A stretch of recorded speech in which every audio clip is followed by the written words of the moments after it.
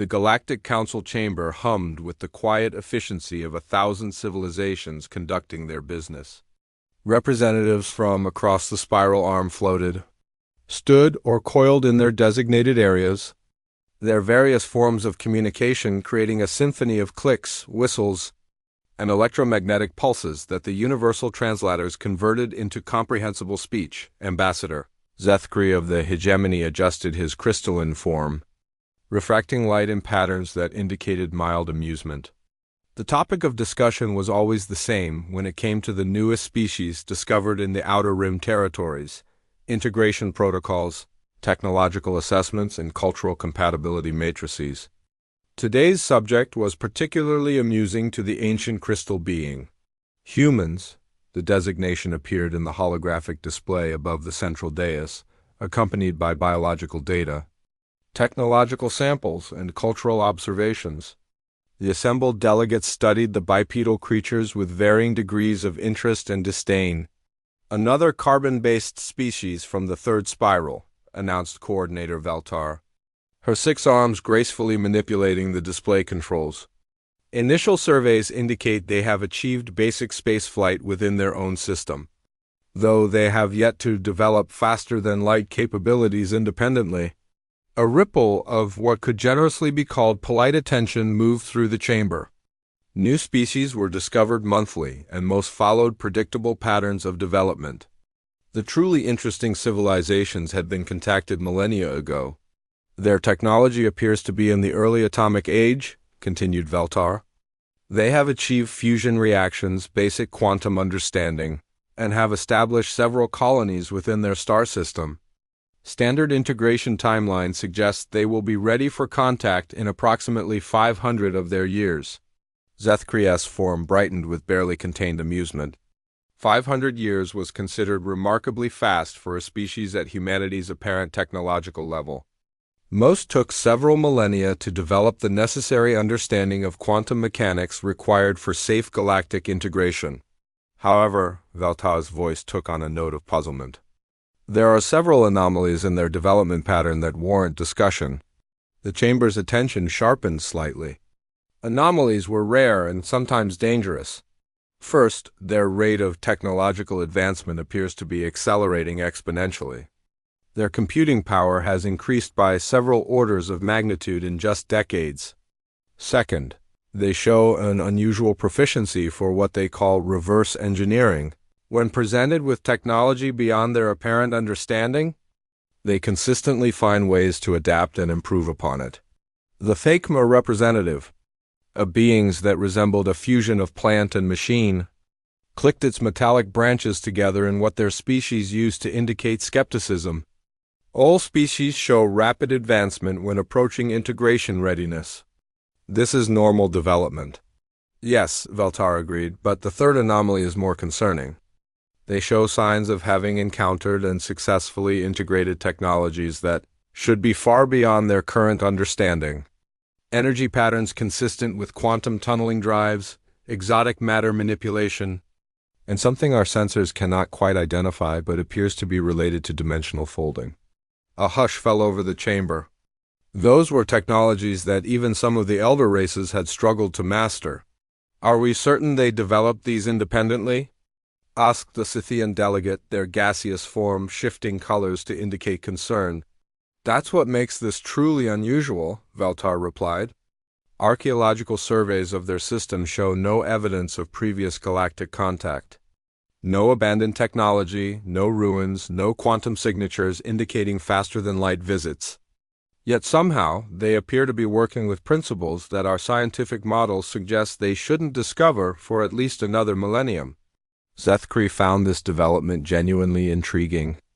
In his 43,000 years of existence, he had witnessed the rise and integration of countless species. The pattern was always the same: slow, technological development, eventual achievement of basic spaceflight, contact with the galactic community, and gradual integration over centuries or millennia. Some species adapted quickly, others required extensive cultural preparation, but the technological progression was predictable. "Perhaps," suggested the Valkyrie representative, a being of pure energy contained within a geometric framework? They discovered ancient ruins we missed? Or encountered abandoned technology? Negative, Veltar responded immediately. Long-range archaeological sensors show their development to be entirely indigenous. More puzzling still, analysis of their historical records suggests they've been developing these advanced principles gradually, building upon them in ways that suggest deep understanding rather than mere copying. The Quanthi delegate, whose species was renowned for their mathematical precision, spoke for the first time. Their translated voice carried undertones of genuine bewilderment. The mathematical models are inconsistent. Their base knowledge should not support the advanced applications we're detecting. It's as if they're working backwards from a complete understanding rather than building forwards from basic principles. This observation caused a stir throughout the chamber. Working backwards implied they had access to complete technological paradigms somehow, which was impossible for an isolated species. What do you recommend? Asked the council coordinator, her ancient voice carrying the weight of millennia of experience. Veltar manipulated the display, highlighting several data points. Standard protocol would be to maintain observation and initiate contact when they achieve faster-than-light travel. However, given these anomalies, I recommend immediate discrete investigation. If they have somehow gained access to advanced technology, we need to understand how and from where. And if they haven't? Asked Zethkri, his curiosity finally overriding his usual detachment. Then we may be looking at something unprecedented, Veltar replied quietly. A species that is developing advanced technology through entirely unknown means. The chamber fell silent as the implications sank in. Unknown development patterns could indicate anything from hidden potential to dangerous instabilities. In the worst cases, such species had developed technologies that threatened galactic stability before they developed the wisdom to use them responsibly. Very well, announced the council coordinator. Authorization granted for discreet investigation. Deploy a stealth survey team to study their development more closely. We need to understand what we're dealing with before proceeding with any form of contact. As the session moved on to other matters, Zethkri remained focused on the human data. Something about these creatures nagged at his ancient memory, like a half-remembered song or a familiar scent. He had seen many species rise to galactic consciousness, but none quite like this. Their technology was advancing too quickly, following patterns that didn't match any known development model. They were solving problems they shouldn't even know existed yet. Most disturbing of all, they were doing it with an efficiency and intuition that suggested they understood principles that the galaxy's most advanced species had taken eons to discover. As the chamber emptied, Zethkri made a private note to request assignment to the investigation team. After 43 millennia of routine species integration, these humans might finally offer something truly interesting. He just hoped they wouldn't prove to be dangerous. The stealth ship Whispered Truth hung in the void between Mars and Jupiter, its adaptive camouflage rendering it invisible to human detection methods. At least that was what the crew believed. Commander Ishvara of the Kethmoran Navy had conducted dozens of such surveillance missions, and none of the observed species had ever detected their presence. Quantum signature stable, reported Navigation Officer Threx, his tentacles dancing across the bio-neural interface. We're maintaining position 3,000 kilometers from their largest asteroid mining facility. Zethkri floated near the observation deck, his crystalline form refracting the distant light of Sol into prismatic patterns. 3 days of observation had only deepened the mystery surrounding the humans. Show me their mining operation again, he requested. The main display shimmered, focusing on the massive facility attached to the asteroid designated as Ceres by the humans. What they were witnessing defied conventional understanding of technological development. Look at their excavation methods, pointed out Science Officer Nixali, her gossamer wings fluttering with agitation. They're using controlled quantum tunneling to extract materials without disturbing the asteroid's structural integrity. That technology requires an understanding of 11-dimensional mathematics. Commander Ishvara studied the display with growing unease. Her species had achieved galactic prominence through military precision and technological superiority. Seeing a supposedly primitive species wielding advanced quantum tools was deeply troubling. "Are you certain they developed this independently?" she asked for the third time. "Absolutely," Zethkri replied, his form dimming slightly. "We've traced their technological development through their information networks. They call it the Internet, and it contains a complete record of their scientific advancement. Everything builds logically from their basic quantum theories, but the progression is impossibly rapid." Threx's tentacles stiffened suddenly. "Commander, I'm detecting unusual quantum fluctuations from their communications array." Before anyone could respond, a new voice filled the bridge. The universal translator rendered it in crisp, professional tones with an underlying accent that none of them could place. "This is Captain Sarah Chun of the Earth Space Consortium vessel Breakthrough. Unknown ship maintaining position at coordinates 127.4 by 83.2. Please identify yourself and state your intentions." Absolute silence gripped the stealth ship's bridge. Detection by the observed species was unprecedented. It simply didn't happen. "That's impossible," whispered Nixali. "Our stealth systems are beyond their technological capability to penetrate." "Apparently not," Ishvara muttered, her forearms working frantically at the controls. "Increase stealth field intensity. Prepare for emergency jump." "Commander," Threx reported, his voice tight with confusion, "I'm reading massive power fluctuations from multiple human vessels throughout the system. They're activating some kind of detection network." The display shifted to show a system-wide view. Dozens of human ships, from the massive mining platforms to smaller research vessels, were suddenly blazing with energy signatures that the Galactic Council's databases had no classification for. "We see you," came Captain Chun's voice again, this time with what sounded like amusement. "Your stealth technology is impressive, but you're creating micro-distortions in local spacetime that our quantum sensors can detect. We've been tracking you since you entered the system." Zethkri's form brightened with realization. "They're using principles we haven't discovered yet. Those aren't quantum sensors as we understand them. They're manipulating something deeper." The observation took on an entirely new character as a sleek human vessel approached their position. It was smaller than their stealth ship, but moved with an efficiency that suggested mastery of technologies the Galactic Council had only theorized about. "I'm Commander Ishvara of the Galactic Council survey ship," she finally responded.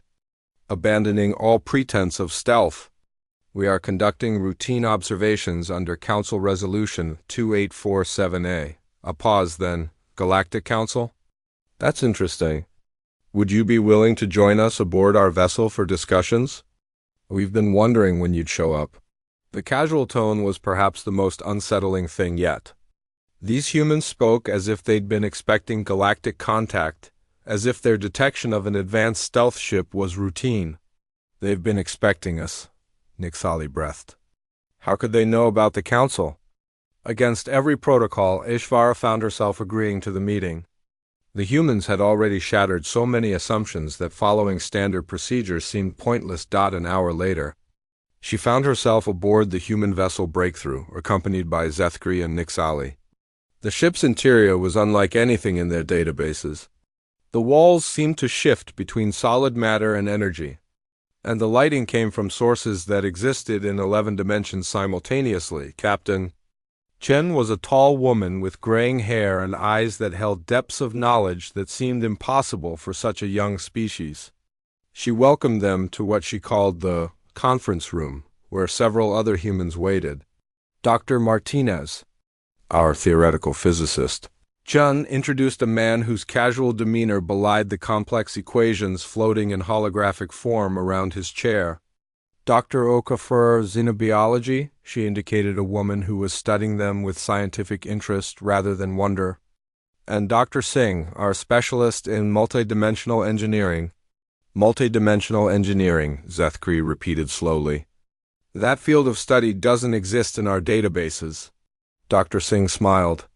That's because you're still thinking in terms of manipulating dimensions rather than understanding them as expressions of deeper underlying structures.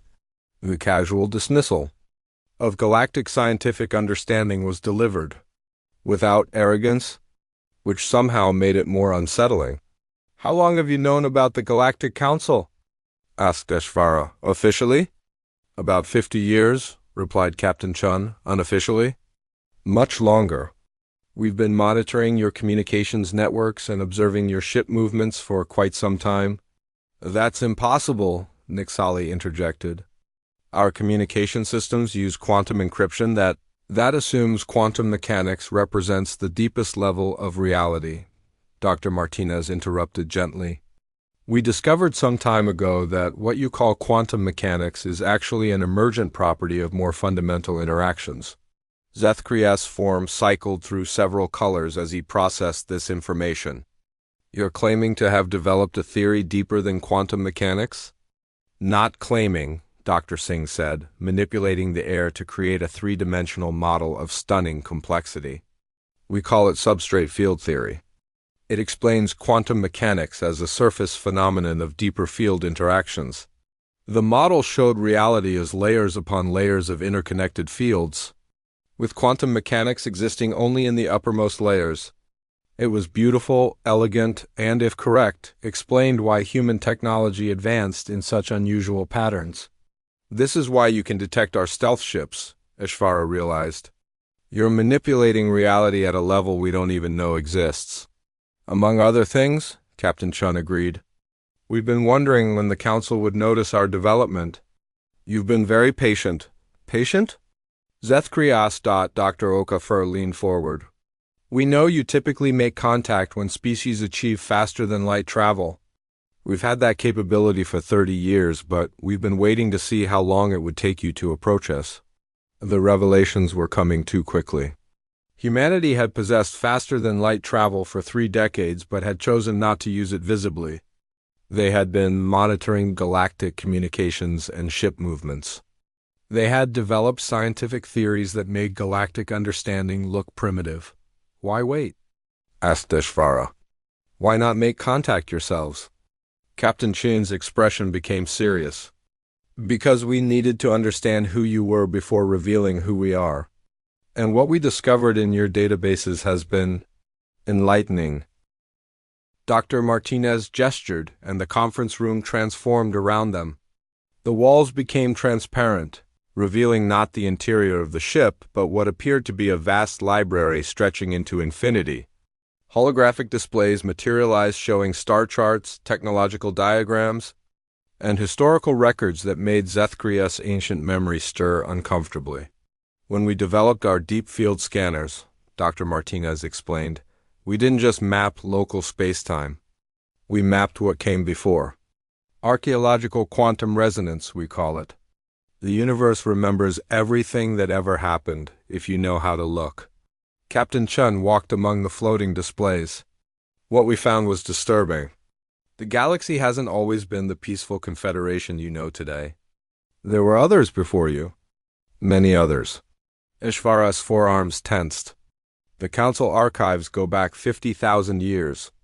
We have records of every spacefaring civilization in that time." 50,000 years, Dr. Singh repeated softly. "That's when the current galactic civilization began. But what about before that?" The displays shifted, showing star charts that were familiar yet wrong. The same star systems, but with different names, different borders, different civilizations entirely. "The Shuddhath Empire," Dr. Okafor read from one display. "Duration, approximately 2 million years. Technological level, Type 7 civilization, capable of manipulating galactic structure itself. Status, extinct." More displays appeared, each showing civilizations that had risen and fallen long before the current Galactic Council existed. The Murkai Consortium. The Unity of Thought. The Eternal Compact. Dr. Martinez highlighted each in turn. Dozens of galactic civilizations, some lasting millions of years, all gone. All extinct. Zethkri's crystalline form had gone completely dark. In his 43,000 years of existence, he had never encountered any evidence of pre-Council galactic civilization. The idea that there had been dozens was incomprehensible. That's impossible, Nixali whispered. If such civilizations existed, there would be ruins, artifacts, something. There are, Captain Chun said quietly. But they've been systematically erased. Not destroyed, erased. Removed from the quantum substrate itself so completely that most scanning methods can't detect them. Dr. Singh manipulated the displays to show a time-lapse view of galactic history. Watch carefully. This is what really happened. The display showed civilization after civilization rising to incredible heights, then vanishing in moments that were mere blinks in galactic time. But there was a pattern. Each extinction event was followed by a period of careful reconstruction, with new species being guided into familiar patterns of development. The Galactic Council isn't the first, Dr. Martinez explained. It's just the current iteration.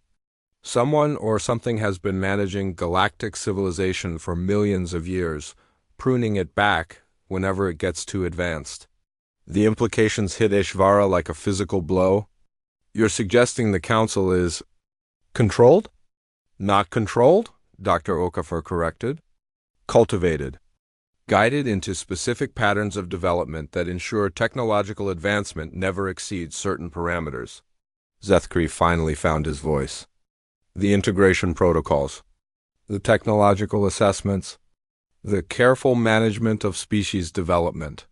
All designed to maintain galactic civilization at a specific level, Captain Chun confirmed. Advanced enough to be useful, but never advanced enough to become a threat to whoever is really in charge. But you discovered this, Ishvara said, her mind reeling. How? Dr. Singh smiled grimly. Because we're not following the pattern. Our technological development is indigenous, remember? We weren't guided into Council standard advancement tracks. We developed our own path. And that path led us to see things differently, Dr. Martinez added. We don't use quantum mechanics as our foundation. We use substrate field theory, which lets us perceive deeper levels of reality. The displays changed again, showing what looked like vast networks of energy spanning the entire galaxy. Ishvara recognized some of the nodes. They corresponded to major council worlds. This is the control network, Dr. Okafor explained. It's been slowly influencing galactic development for millions of years. Encouraging certain research directions, discouraging others. Creating subtle barriers that prevent species from advancing beyond specific technological thresholds. The barriers aren't malicious, Captain Chun clarified. They're more like ... guidelines, gentle pressure to develop in certain ways rather than others. Most species never even notice them because they feel natural. But humans did notice, Zethkri observed. We noticed because we weren't supposed to exist, Dr. Martinez said. Our star system is in an area that should have been uninhabitable when life was developing. By all rights, we should never have evolved intelligence. Dr. Singh brought up a chart of human space. Our sun went through a stellar instability phase 3 billion years ago that should have sterilized our planet. But life survived, and we don't know why? We think, Dr. Okafor continued, that we represent an unplanned variable. A species that evolved outside the normal parameters and therefore developed technologies that can perceive the control systems. The room fell silent as the implications sank in. Humanity wasn't just technologically advanced, they were able to see the hidden framework that governed galactic civilization. What do you want from us? Ishvara asked finally. Captain Chun's expression became carefully neutral. That depends on what you want to do with this information. What do you mean? You have a choice, Dr. Martinez explained. You can report back to the Council that humanity is developing normally and should be integrated according to standard protocols. You can recommend that we be quarantined as a potential threat or ... prompted Nixali. Or you can help us understand who's really controlling galactic civilization, Captain Chun finished, and why they've been doing it for millions of years. Zethkri's form brightened suddenly. The deep memory archives, Council archives that predate written history. I have access to them. What kind of archives? Dr. Singh asked with obvious interest. Quantum memory storage that supposedly contains the collective consciousness of the founding council races, Zethkri explained. I always thought it was metaphorical, but if what you're saying is true, it could contain memories from before the current galactic civilization began, Dr. Okafor finished. Memories from species that lived through the previous cycles. Captain Chun nodded slowly. That would be incredibly valuable, but accessing them would be dangerous. If there really is a control system in place, investigating too deeply might trigger defensive responses. What kind of defensive responses? Ishvara asked. Though she wasn't sure she wanted to know the answer, the humans exchanged glances. Dr. Martinez spoke carefully. Based on our analysis of the historical patterns, species or civilizations that advance beyond certain thresholds tend to experience what the records describe as natural disasters or inevitable conflicts that set back their development or eliminate them entirely. You're talking about extinction events, Nixali whispered. Targeted ones, Dr. Singh confirmed. Carefully designed to look natural while eliminating specific threats to the existing order. Ishvara felt a chill run through her exoskeleton. And you think investigating this control system could trigger such a response? We think, Captain Chun said quietly, that by detecting us and coming here, you may have already triggered one. The silence that followed Captain Chun's words seemed to stretch across cosmic distances. Ishvara found herself calculating the time since their arrival in human space, wondering if somewhere in the galaxy, automated systems were already responding to the detection of an anomaly. How long do we have? She asked. Dr. Martinez manipulated his displays, showing probability cascades and temporal analysis patterns. Based on our models of the control network's response times, anywhere from days to decades. The system seems to prefer subtle corrections over dramatic interventions.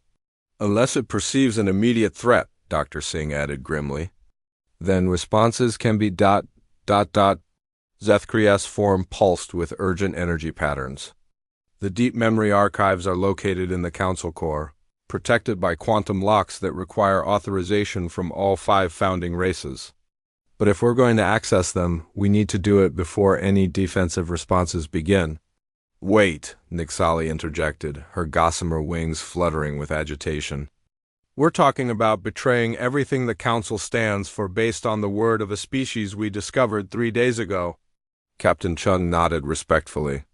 You're absolutely right to be skeptical, which is why we prepared this. The conference room transformed again, but this time instead of historical displays, they were surrounded by real-time feeds from across human space. Massive installations that had been hidden from galactic sensors revealed themselves, showing technology that defied every known principle of physics.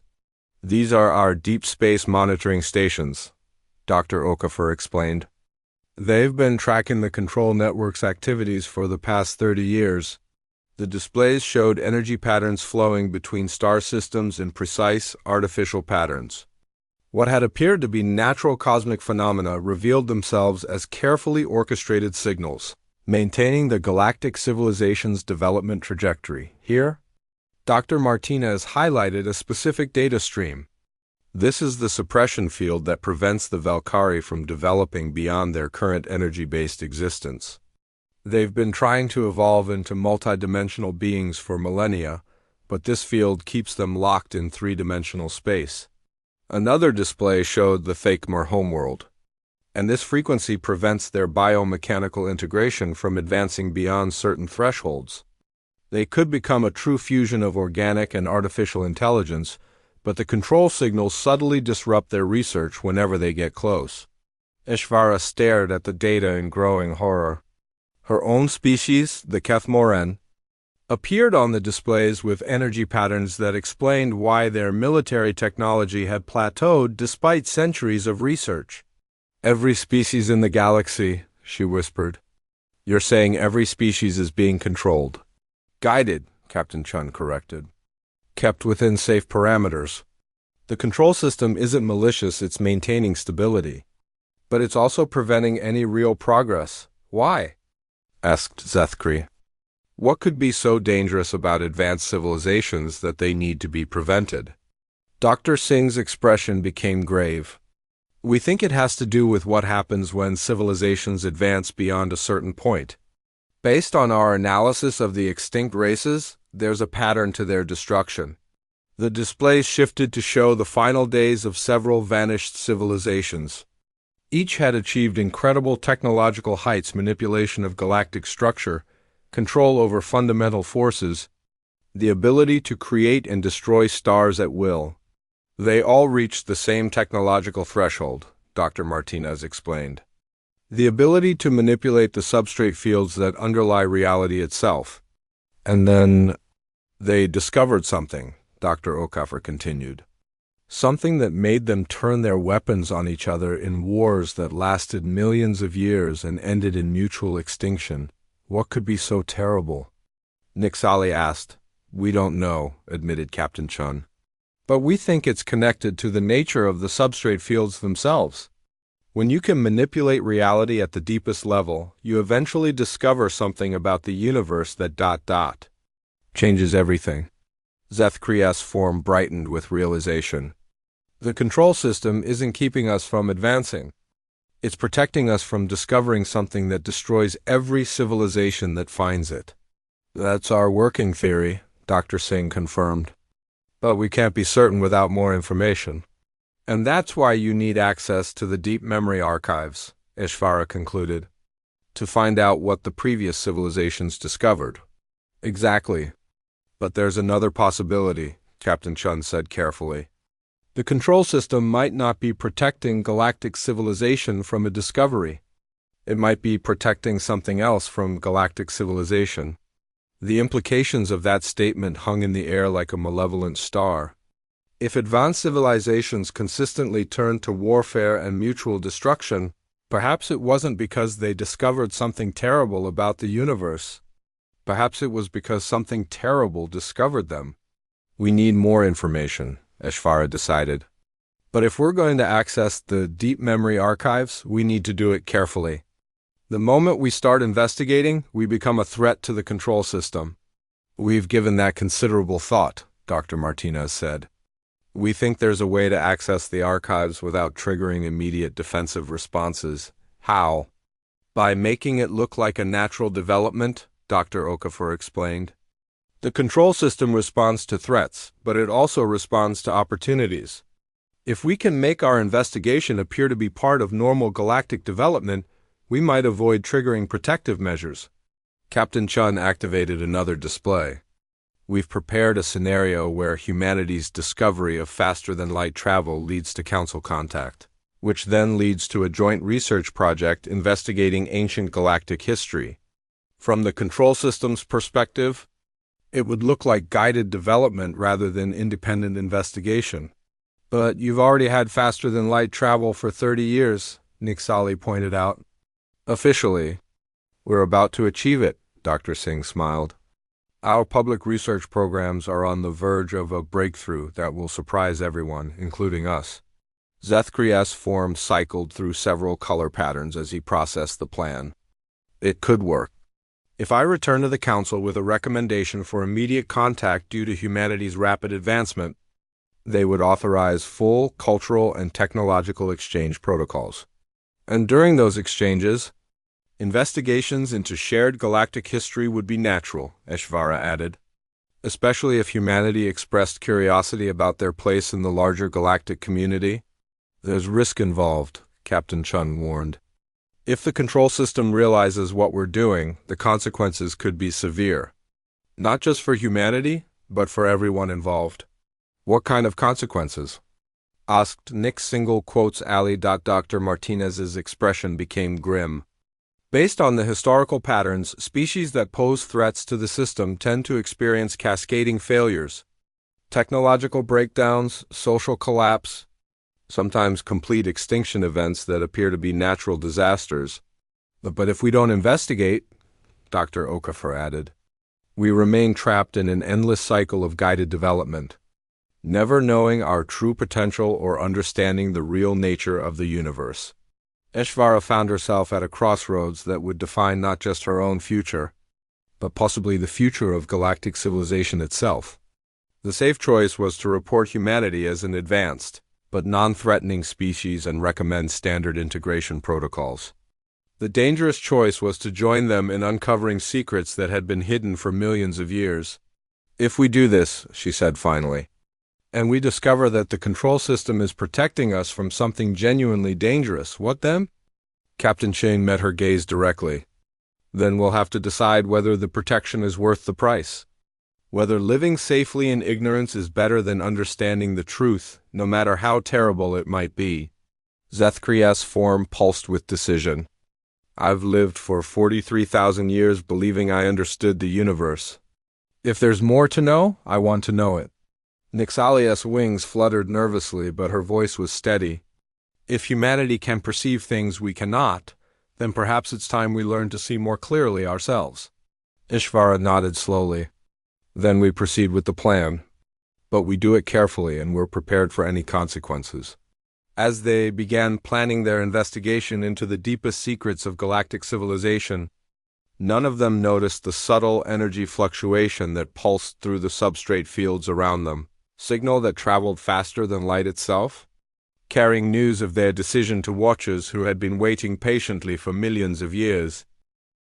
3 months later, the Galactic Council chambers buzzed with excitement that hadn't been felt in centuries. The human delegation had arrived for their formal introduction to galactic society, and their technological achievements were causing ripples of amazement throughout the assembled representatives. Zethkri observed the proceedings from his designated position, watching as Dr. Martinez demonstrated what appeared to be humanity's latest breakthrough in faster-than-light communication.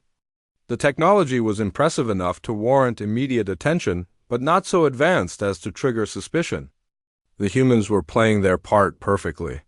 "As you can see," Dr. Martinez explained to the fascinated delegates, "our quantum tunneling communication system allows instantaneous information transfer across galactic distances. We believe this technology could greatly benefit the Council's coordination efforts." What the delegates didn't realize was that the communication system was actually a simplified version of humanity's substrate field manipulators, carefully designed to appear as a natural evolution of known quantum principles rather than the revolutionary technology it actually represented. Ambassador Veltar leaned forward with obvious interest. The applications for galactic administration would be immense. How quickly could this technology be adapted for Council use? "We would be honored to share our knowledge with the galactic community," responded Captain Chun, now bearing the title of Earth's first ambassador. "However, we hope that in exchange we might learn more about the rich history of galactic civilization. Our species has always been fascinated by the past." The request seemed natural and reasonable to the assembled delegates. Most newly contacted species showed intense curiosity about galactic history. It was a normal part of the integration process. "Of course," replied the Council coordinator. "We would be happy to provide access to our historical archives as part of the cultural exchange program." Zethkri seized the moment. "If I may suggest, given humanity's obvious intellectual capacity and their interest in galactic history, perhaps they would benefit from access to the deep memory archives as well. Such knowledge would help them better understand their place in our community." A murmur of surprise ran through the chamber. Access to the deep memory archives was typically reserved for species that had been part of the Council for millennia. But humanity's demonstrated technological contributions made the suggestion seem reasonable. "That is an unusual request," admitted the Council coordinator. "The deep memory archives contain sensitive historical information." "Which is precisely why they would be valuable," interjected Dr. Okafor, who had been introduced as humanity's chief xenohistorian. "We want to understand not just what happened in galactic history, but why. What lessons can we learn from the past to build a better future?" The appeal to learning and improvement resonated strongly with the Council's philosophical foundations. After a brief consultation, the coordinator announced their decision. "Very well. Given humanity's exceptional technological contributions and their stated commitment to galactic harmony, We will grant limited access to the deep memory archives under appropriate supervision. As the formal ceremonies continued, Sephara maintained her position among the Kethmoran delegation, but her attention was focused on the subtle energy readings her enhanced sensors were detecting. The control network was responding to humanity's presence, but so far the responses seemed benign minor adjustments to galactic communication patterns that appeared routine. However, there was something else. Deep in the substrate fields that only human technology could fully perceive, something vast was stirring.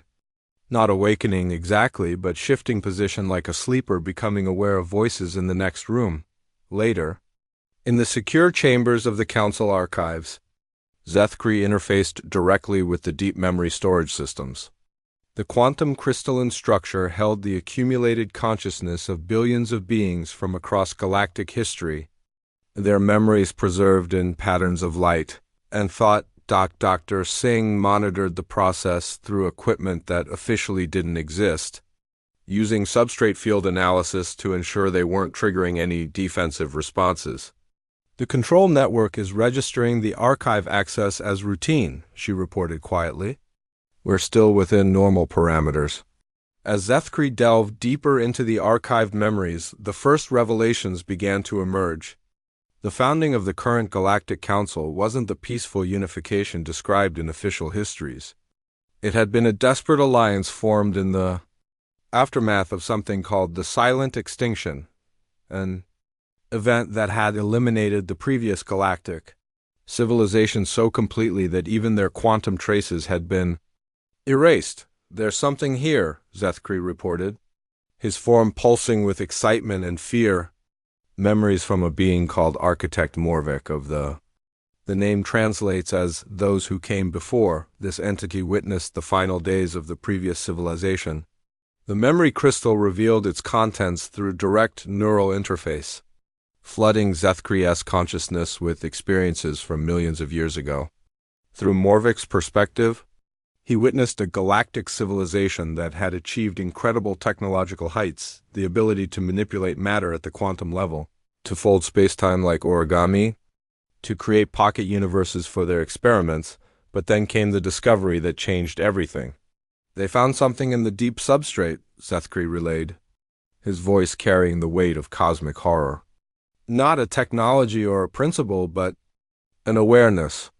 Something that had been sleeping in the fundamental structure of reality itself. Dr. Martinez leaned forward intently. Sleeping where? In the quantum foam? In the zero-point energy fields? In the very fabric of spacetime? Zethkri's form dimmed as he accessed deeper memories. When their technology advanced enough to manipulate reality at its most fundamental level, they woke it up. The memory continued, showing the gradual realization that the universe itself was inhabited by something vast and ancient beyond comprehension, something that had been dormant in the background structure of reality since the universe began. What happened when it woke up? Dr. Okafor asked, though her expression suggested she dreaded the answer. It was curious, Zethkri replied, struggling to convey concepts that existed beyond normal language. It began to study the civilizations that had disturbed its rest, and its method of study was to experience them completely from the inside. The implications hit them like a physical force. The extinct civilizations hadn't been destroyed by war or natural disaster. They had been absorbed, consumed by an entity so vast that entire galactic civilizations were nothing more than interesting specimens to be examined and catalogued. The control network, Captain Chun realized. It's not maintaining galactic civilization to protect us from discovery. It's maintaining us to prevent another awakening. But there's more, Zethkri continued, his form now cycling rapidly between colors as he processed increasingly disturbing memories. The entity didn't just consume the previous civilizations. It learned from them. It understood that destroying every advanced species would eventually leave the universe empty of interesting subjects to study. So it created the control network, Dr. Singh concluded. A system to maintain civilizations at optimal levels advanced enough to be interesting, but not advanced enough to wake it up again. We're not just being protected, HFY whispered. We're being farmed. Cultivated like crops to provide entertainment for something that exists in the structure of reality itself. The memory archive revealed more details about the entity's nature. It wasn't malevolent in any way that organic minds could understand. It was simply vast beyond comprehension, and its needs and desires operated on scales that made galactic civilizations seem like momentary flickers. According to these memories, Zethkri reported, the current galactic civilization has provided optimal entertainment for millions of years. The rise and fall of species, the development of technologies, the interactions between different forms of life, all of it carefully orchestrated to maintain the entity's interest while preventing any single civilization from advancing enough to disturb its rest. But humanity has already advanced that far, Dr. Martinez pointed out. Our substrate field theory operates at exactly the level that could potentially wake this thing up. Which means, Captain Chun said grimly, that we may have already triggered something we can't control. As if summoned by their words, alarms began blaring throughout the council facility. Emergency lights bathed the archive chambers in warning red as automated systems detected massive energy fluctuations in the quantum substrate surrounding the facility. The entity, Zethkri reported, his form now blazing with terror. It's stirring. Our investigation has drawn its attention. Through the facility's sensors, they could perceive something vast beginning to unfold in the deep structure of space-time around them, not approaching from any direction that had meaning in normal physics, but emerging from the underlying fabric of reality itself. How long do we have? HFY demanded. Based on these memories, Zethkri replied, once the entity begins to wake, full awakening occurs within hours. And once it's fully aware, it will want to study the civilization that disturbed it, Dr. Okafor finished. Starting with us. As the ancient Ent,